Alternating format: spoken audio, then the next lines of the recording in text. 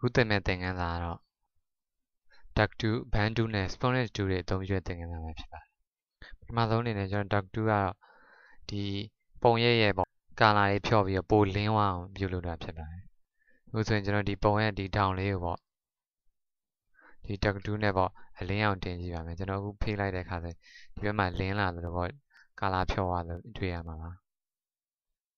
ဒီမှာလည်းကျွန်တော်ပြုလုပ်ကြည့်ပါမယ်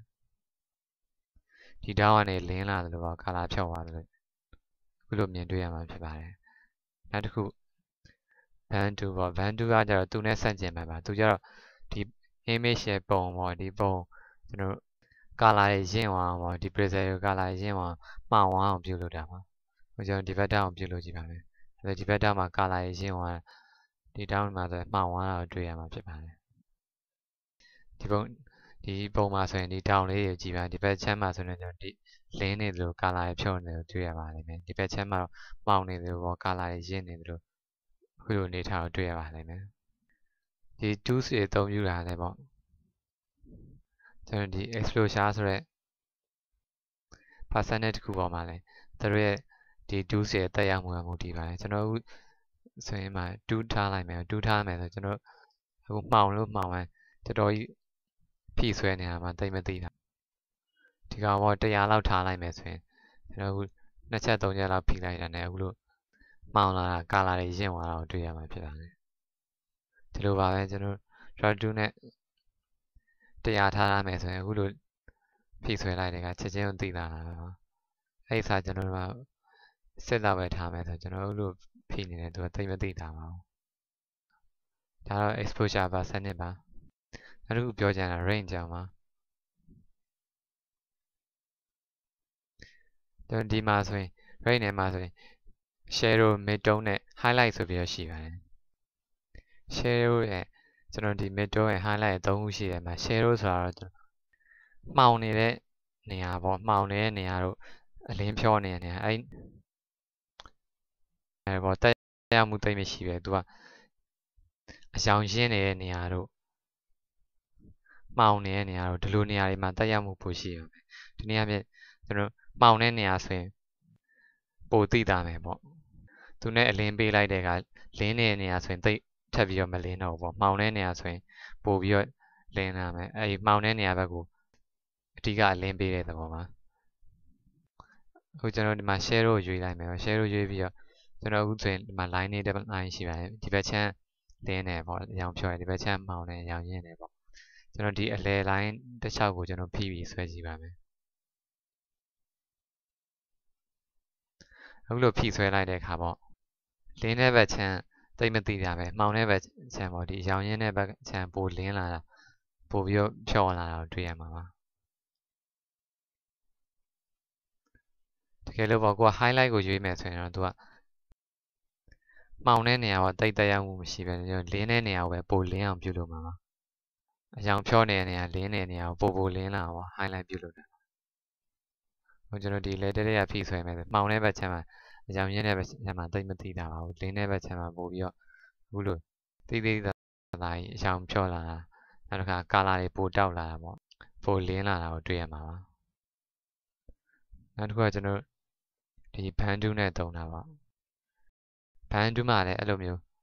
ကျွန်တော်ဒီ highlight တွေ share တွေပါပါတယ်အခု share ကိုတုံးမယ်ဆိုရင်တော့ခုနကျွန်တော် draw 2လိုပဲပေါ့ဒီမှောင်တဲ့နေရာကိုပို့ပြီးတော့တက်ရောက်မှုဖြစ်မယ်ပေါ့ဒီ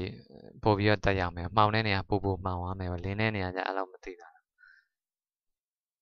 ဆိုဒီမှာဖိဆွဲမယ်ဆိုရင်ဒီမှောင်တဲ့ဘက်ချမ်းပေါ့အရောင်ရင်းတဲ့ဘက်ချမ်းချက်ချင်းကိုပို့မှောင်လာတော့တွေ့ရမှာ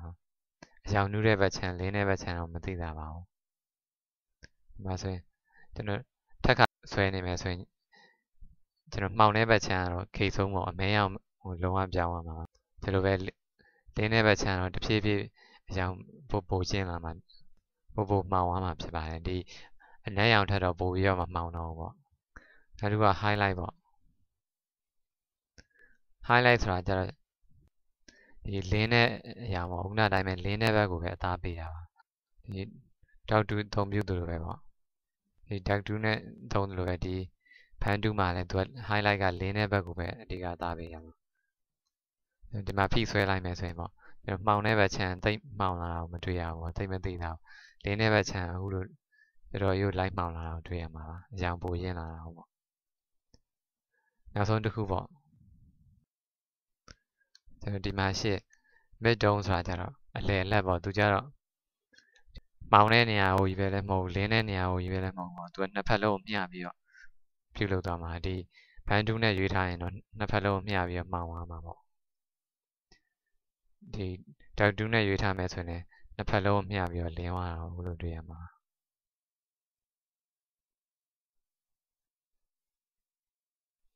ဒီကိုပြုတ်လောက်လိုက်တဲ့အလင်းမှာပဲချက်ချင်းတက်ရောက်မှုကကျွန်တော်ခုနပြောဆိုဒီ percentage ပေါ့ exposure percentage ပေါ့အများကြီးမူတည်နေပါတယ်ဒီမှာလည်းကျွန်တော်9လောက်နေဆိုရင်တိတ်မသိတာပေါ့ကျွန်တော်ဒီမှာဒီကဏ္ဍမြင့်မြင့်ထားမယ်ဆိုရင်ပို့ပြီးတော့သိတာပါတယ်ဒါကတော့ဒီခါကဏ္ဍကိုမြင့်မြင့်ထားမှနေထားမှရှော့ထားမှလားဆိုတာကိုပြုလို့မဲ့ပုံပေါ်မူတည်ပါတယ်များသောအားဖြင့်တော့ကိုကအနုစိတ်လုပ်မယ်ဆိုရင်တော့ဒီ percentage ကိုရှော့ထားသင့်ပါတယ်ကျွန်တော်ဒီလူရုပ်ပုံတစ်ပုံစတင်ပြုလုပ်ကြည့်အောင်ဟုတ်ကျွန်တော်ဒီမှာတော့ 2 နဲ့အလင်းအောင်များလာအောင်စတင်ပြုလုပ်မယ်ပေါ့ပြုလုပ်တဲ့အခါပေါ့ဒီ percentage တွေကတက်ရောက်မှုရှိတဲ့အပြင်ပေါ့နောက်တစ်ခုကကျွန်တော်ဒီ product dome ဆိုတာရှိပါတယ် product dome ဆိုတာကိုအခုလိုပေါ့အမှန်မချစ်ထားပဲနဲ့ကျွန်တော်ဒီမှာအလင်းအောင်တင်လိုက်မယ်ဆိုရင်အခုလိုမျိုးတင်သွားတာတွေ့ရမှာကျွန်တော်ဒီမှာ percentage short ထားတယ်ဆိုတော့အခုလိုမျိုးပေါ့သူ့ရဲ့မူလဒုံးတွေပျောက်သွားမှာပေါ့ကျွန်တော်ဒီမှာရှိတဲ့ဒီအသားရဲ့ပုံစံ line တွေပေါ့ရှိတဲ့ဒီအောက်ကရေးကြောင်းတွေကလုံးဝပျောက်သွားတော့တွေ့ရမှာဒီတော့ကျွန်တော်ဒီလိုပုံမျိုးတွေပြုပြင်မယ်ဆိုရင်တော့ဒီ product dome ဆိုတာအမှန်လေးချက်ထားပေးရပါမယ်ဒါမှမှောင်မှောင်လင်းလင်းပေါ့ဒီကောင်သူ့ရဲ့မူလ image ရဲ့အနှစ်သာရကိုမပြတ်စီးမှာပေါ့ကျွန်တော်ခုရှင်းကြည့်ပါဒါဒီဘက်ချမ်းဒီ product dome ကိုပြုလုပ်လိုက်တာပါ product dome အမှန်ချက်ထားတာပေါ့ဒီဘက်က product dome အမှန်မချက်ပဲနဲ့ပြုလုပ်လိုက်တာပါဒီမှာဆိုရင်ဒီအမှန်ချစ်တာနဲ့အမှန်မချစ်တာဆိုအခုလိုခေါ်ပါတယ်သူကဆိုရင်တော့ဒီကောင်အမှန်ချစ်ဖြောက်လိုက်မယ်သူ့မှာရှိတဲ့ဒီငကိုတုံးပေါ်ပန်းရောင်ဖြောက်ဖြောက်အခြေခံနဲ့အသားရောင်ပျောက်သွားပြီးတော့အခုလိုအလင်းပုံစံဖြစ်သွားမှာဒါမျိုးကြတော့ကျွန်တော်ဟိုကားမီပုံစံမျိုးပြုလုပ်တာမျိုးတွေဟာလာဒီနေရာကြီးစသုံးတယ်ပါတယ်ဟိုများသောအားဖြင့်ကျွန်တော်ပြုလုပ်မယ်ဆို product တုံးနဲ့ပဲအမှန်လေးချစ်ပြီးတော့ပြုပြင်ပါမယ်ပြုလုပ်တဲ့အခါလည်းပေါ့ဒီကိုပြုတ်လောက်တာ percentage short ထားမှလည်းကျွန်တော်လို့ခေါ်မလဲဒီပို့ပြီးတော့ပုံအနုစိတ်ပြုတ်လုပ်နိုင်မှာဖြစ်ပါတယ် percentage များများတင်ထားရင်ကိုကမနှိပ်ရသေးဘူးဒီကောင်ကဒီ effect ကချက်ချင်းတက်ရောက်သွားတဲ့အတွက်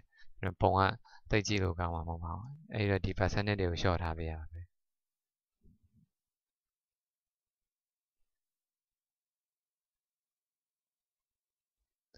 နောက်တစ်ခုကပေါ့ကျွန်တော်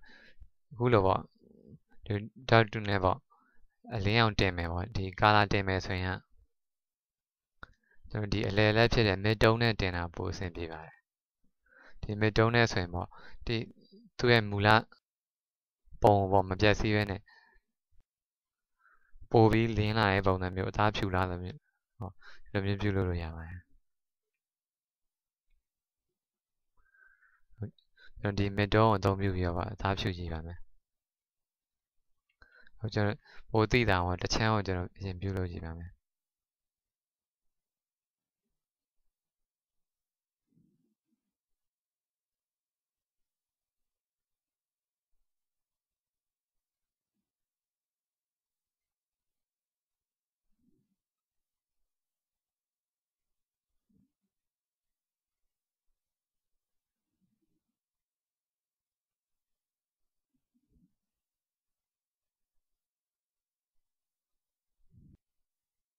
ဒီဘက်ချမ်းကိုပဲပြုလုပ်လိုက်ကြပါဟိုဆိုရင်မျက်နှာမှာဆိုဒီဘက်တစ်ချမ်းပိုလင်းနေအောင်တွေ့ရမှာ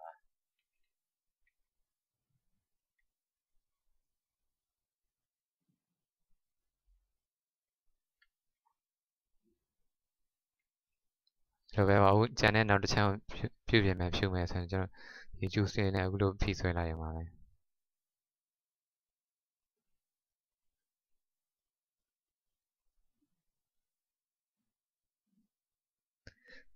ကျွန်တော်အသားရည်ဖြူအောင်ပြုလုပ်ချင်ပေါ့ဒီ tattoo နဲ့ midtone ကိုအသုံးပြုပြီးတော့ပြုလုပ်တာအကောင်းဆုံးပါမယ်အဲ့ဒါကျွန်တော်အသားရည်တွေမကဘူးဒီသွားတွေပါရှိမယ်ပေါ့ဒီသွားတွေကိုကျွန်တော်ဟိုလက်ရှိအနေထားတဲ့ကိုပို့ဖြူခြင်းတယ်ပေါ့ဒါဆိုကျွန်တော်ဒီအပေါ်မှာပေါ့ဒီ juice လေးတွေကိုဖိပြီးတော့သွားလေးပေါ်မှာဖိဆွဲပေးလိုက်ပါ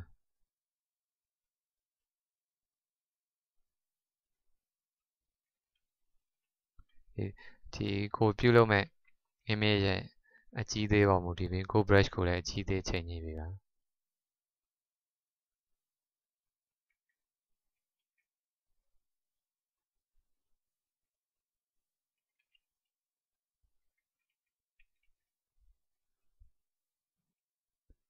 ဒါဆိုရင်ခုနထက်ကိုသွားရပို့ဖြူလာတာကိုတွေ့ရမှာပါ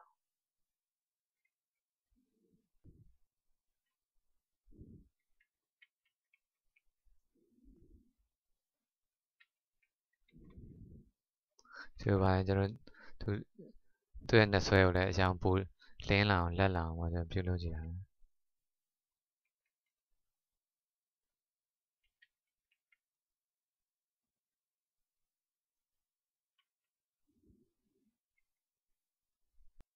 ဟုတ်ပြီဒါဆိုရင် tattoo ကကျွန်တော်လင်းတဲ့နေရာမှာသုံးတယ်ဆိုတာသိသွားပြီဟုတ်ပြီအခု band ကမှောင်တဲ့နေရာသုံးတယ်မှောင်တဲ့နေရာကျတော့မှောင်နာအောင်ပဲနေရာမှာလုပ်လဲပေါ့ဒီအသားရည်ဆိုရင်တော့မှောင်ပြုတ်လိုက်ရင်တော့အခုလိုဒီ color ညစ်သွားမယ်ပေါ့မဲမဲကြီးဖြစ်သွားမှာပါဒီနေရာကိုပြုတ်လုပ်တဲ့အခါတော့ကျွန်တော်ဒီ band ကိုမသုံးပါဘူး band ကိုကျတော့ဘယ်နေရာသုံးလဲကျွန်တော်မှောင်တဲ့နေရာပိုမှောင်လာပါကျွန်တော်အကြောင်ရင့်လာအောင်ပြုလုပ်ချင်တဲ့အခါသုံးပါတယ်ကျွန်တော်ဒီမှာဆိုရင်ကျွန်တော်ဒီမျက်ခုံးပေါ်မျက်ခုံးတို့မျက်လုံးတို့ကိုနက်စေခြင်းတဲ့နေရာမှောင်စေခြင်းတဲ့နေရာဒါကိုကျွန်တော်ဒီ shadow လေးရွေးထားမယ် shadow လေးရွေးပြီးတော့ကျွန်တော်ဒီပေါ်မှာပေါ့ဒီ image ရဲ့မျက်ခုံးဆိုဒီမျက်ခုံးမွေးပေါ်မှာအခုလိုဖိပြီးဆွဲပေးမယ်ပေါ့ဒါကျွန်တော်ကိုသုံးလိုက်တဲ့ဒီ percentage ပေါ်မူတည်ပြီးတော့ဒီမှောင်တာလဲသူဘယ်လောက်ထိတက်ရောက်သွားမယ်ဆိုချက်ချင်းသိတာပါတယ်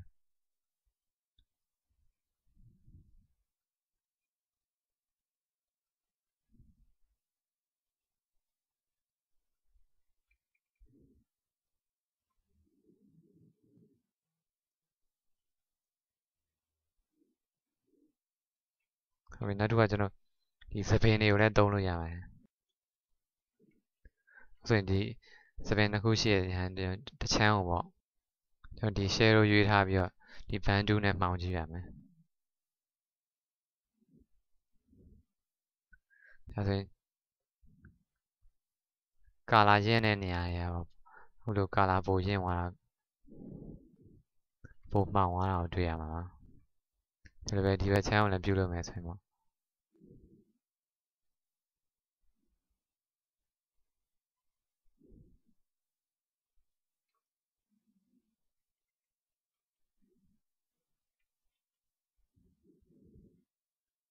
ဒါဆိုအခုလိုပိုနှက်သွားတာကိုတွေ့ရမှာဒီကာလာတွေကလည်းပိုရင့်သွားမယ်ပေါ့ကိုဒီလောက်ထိမလို့ပေါ့ဒီလောက်ထိမရင့်ညင်ဘူးဆိုတော့ဒါကိုပြုလုပ်တဲ့အခါဒီ percentage တွေ short ပေးလိုက်ရမှာ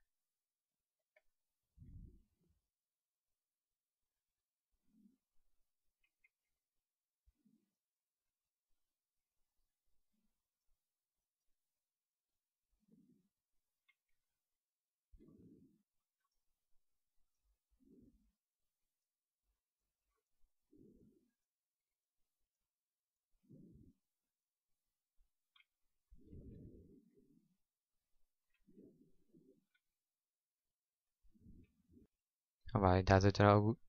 ဒီ tools နှစ်ခုပေါ့အသုံးပြုပြီးပြင်ဆင်လိုက်တာမူလပုံထက်တော့နည်းနည်းလေးထူးခြားပြောင်းလဲတာကိုတွေ့ရမှာပါဒါတော့ကျွန်တော်မူလပုံနဲ့ tattoo တွေ band တွေအသုံးပြုပြီးတော့နိုင်ငံပြုပြင်ထားတဲ့ပုံပဲဖြစ်ပါမယ်ဒါလို့ကျွန်တော်ဒီ Spanish tool ကြောင့်ပြပြချင်ပါတယ်ဒီ Spanish tool ကတော့ကာလာဆူလောင်ကာလာတောက်လောင်contrast တွေများလာအောင်ပြုလုပ်တဲ့နေရာဒါမှမဟုတ်သူနဲ့ဆန့်ကျင်ပေါ့ဒီကာလာတွေဆူနဲ့ကာလာတွေပေါ့ကာလာတွေမှိုင်းအောင်ပေါ့ကာလာတွေခြောက်သွားအောင်တို့အလင်းမောင်ခွာခြားချက်တွေနေအောင်အဲ့လိုပြုလုပ်တဲ့နေရာတွေမှာသုံးပါတယ်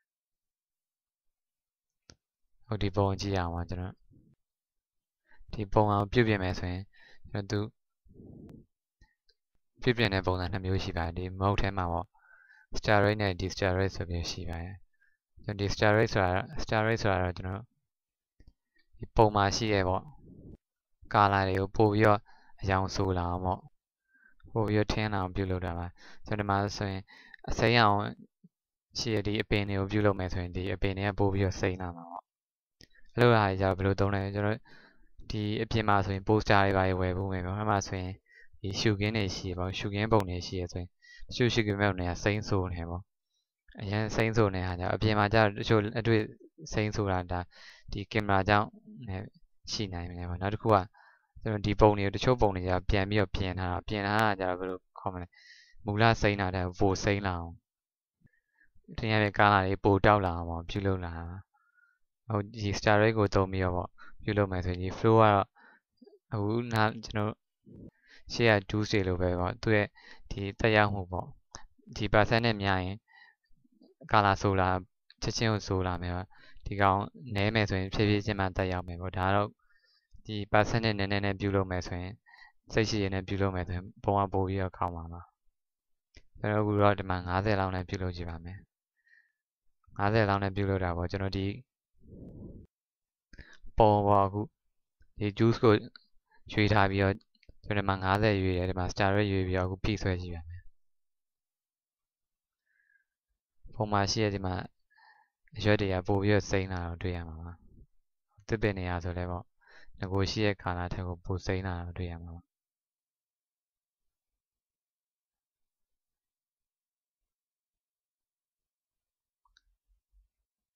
ရေရဆိုလဲအခုပြတဲ့နေရာဆိုလဲပိုရောပြလာတာပေါ့အကောင်းငင်တို့ဒီမှာဒီရေရလဲစိမ့်နဲ့ပြတဲ့နေရာပို့ပြီးတော့စိမ့်လာတာပြလာတာတွေ့ရမှာ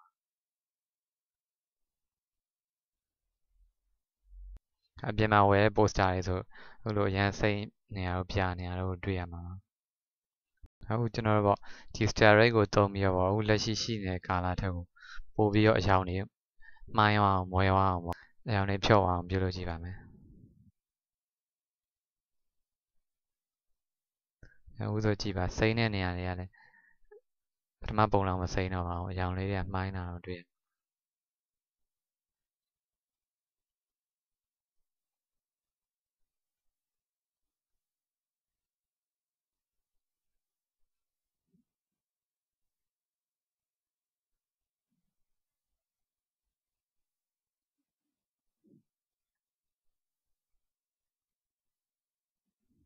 ဟုတ်ပါပြီအခုလိုပြုလုပ်တာပေါ့ဘယ်လောက်ထိ